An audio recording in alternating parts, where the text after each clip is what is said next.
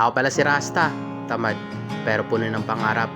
Pangarap ko pala, malibot ang Pilipinas gamit ang motor. Hanggang ngayon, di ko pa rin binibitawan ng pangarap ko na malibot ang Pilipinas gamit ang motor. Minsan, parang ang labo na isipin kung magagawa ko pa ba, kung matutupad pa yung pangarap ko. Pero heto ako, hindi ako susuko o ayokong sumuko sa munting pangarap ko. Kahit mag-isa, masaya. Masarap kaya magmotor mag-isa, di ba? Ramdam nyo ba yun? Yung pakiramdam na kahit kailan mo gusto huminto, pwede kang huminto. Pag may nakita kang magandang lugar, tara, hinto, sigaw. Minsan lang mangyari to. Yun yung pakiramdam na, uy, ang sarap pala, kahit mag-isa, kaya naman pala. Tapos, kakausapin mo yung sarili mo. Ang ganda pala dito, no? Buti na lang, pumunta tayo dito. Napuntahan natin yung lugar na to. Yung mga ganong senaryo, tapos sabay tugtog.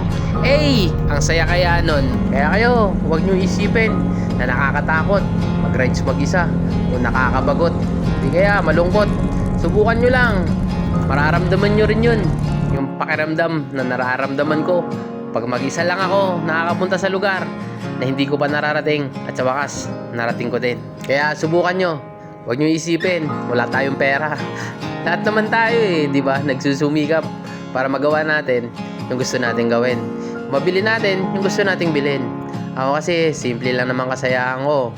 Konting baon lang, basta, ang mahalaga, mapuntahan ko yung lugar na gusto kong puntahan. Iba kasing pakiramdam di ba? Yung hindi natin mabubura sa isipan, yung ganda ng lugar na napuntahan natin. Walang bayad yun Gastos meron, pero walang bayad yun.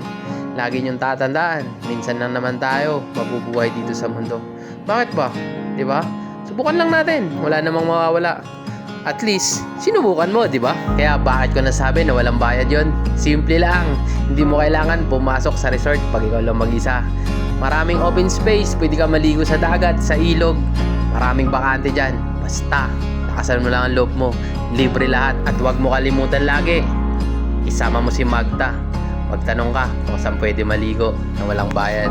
At saan pwede kumain na mura lang pero masarap. Dami kong kwento, Masaya lang kasi ako.